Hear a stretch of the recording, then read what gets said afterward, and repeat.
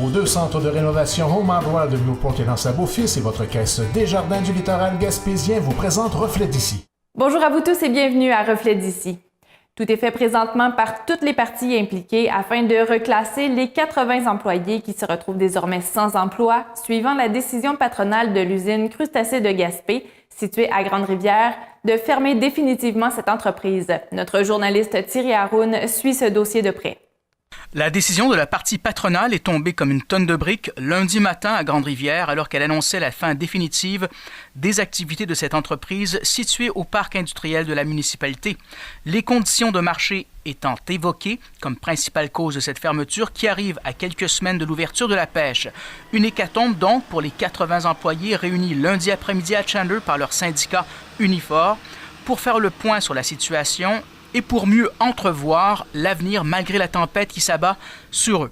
TVCGR était sur place et les travailleurs rencontrés avaient la mine basse, certains craignant même de ne pas être embauchés ailleurs parce que taxés de syndicalistes. Nous avons par la suite rencontré le directeur québécois d'Unifor, John Kalwari. La réunion, c'était fort simple là, suite à l'annonce que l'employeur nous a fait la semaine dernière et son refus.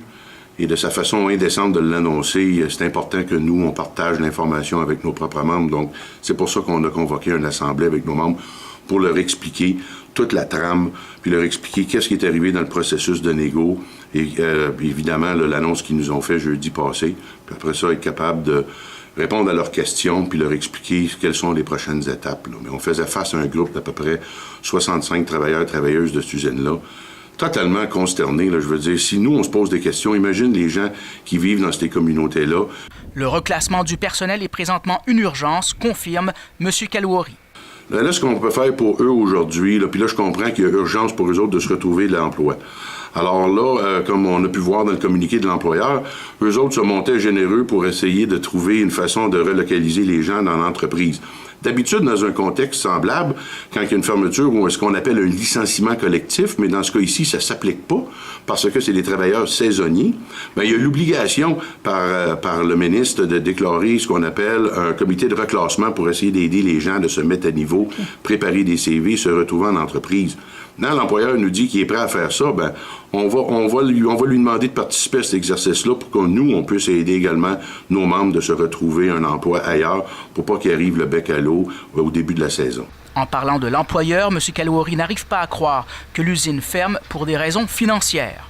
Si on regarde la première raison, la question financière. Bon, ça se peut qu'un employeur soit en trouble financier. Mais quand on est dans un processus de négociation, on a des signes précurseurs. On est habitué de voir ça. Et on a des discussions sur le fond de ces questions-là, de ces problématiques-là avec l'employeur. Or, dans ce cas ici, là, l'employeur ne nous a jamais manifesté un problème financier qui menaçait ses opérations. D'ailleurs, il nous avait même confirmé le 25 qui était pour réouvrir. Puis on était justement pour parler sur combien de semaines, puis quelles seraient les espèces qu'on serait en train de traiter cette année. Alors, rien nous a indiqué qu'il y avait un problème financier. Ça, c'est le 25. Oui. Là, on parle, le 14, ils nous avisent, le syndicat, qu'ils ferment pour des raisons financières. Ils réinvoquent aujourd'hui dans leur communiqué de presse. Puis ils retournent 4 ans en arrière. Je veux dire, là, c'est quoi qui est arrivé? Là? En quelques jours, là, quelqu'un a sorti les colonnes de chiffres, puis on constaté une catastrophe au point où ils doivent arrêter les opérations. Permettez-moi de poser la question. D'accord. Et tous les recours sont sur la table, assure le syndicaliste. L'aspect légal, évidemment, fait qu'on est au moment où on se parle, on est en train d'évaluer toutes nos options légales et ça, on va épargner aucun recours si on a un recours à prendre. Donc, ça, c'est une des étapes, l'aspect légal. Après ça, il y a l'aspect politique. Justement, concernant le volet politique, le maire de Grande-Rivière, Gino Cyr, se dit évidemment attristé par cette nouvelle. C'est une très mauvaise nouvelle. On ne se le cachera pas. Dans le passé, au niveau historique, là, ça arrivait que les crustacés n'ouvraient pas nécessairement à l'année sur une période, mais il y avait toujours une volonté de travailler pour assurer au moins un nombre de semaines aux employés pour se qualifier à l'assurance emploi. Dans les échanges que j'ai eu un matin avec le directeur général de Unibrich, MDM, puis il me faisait part que, comme c'est là, la fermeture, c'est définitif. L'an passé, ils ont travaillé 6 semaines. Ils ont eu 8 semaines de formation, malgré qu'il y a de l'aide financière. Font en sorte que l'an passé, fermeture de zone, lieu aux baleines, il y a le crabe qui est resté à l'eau. Il y a un nouveau joueur de transformateur à Matane. Chose certaine, il entend mobiliser le maximum d'intervenants afin que tous les travailleurs de cette usine se trouvent un emploi dans les plus brefs délais.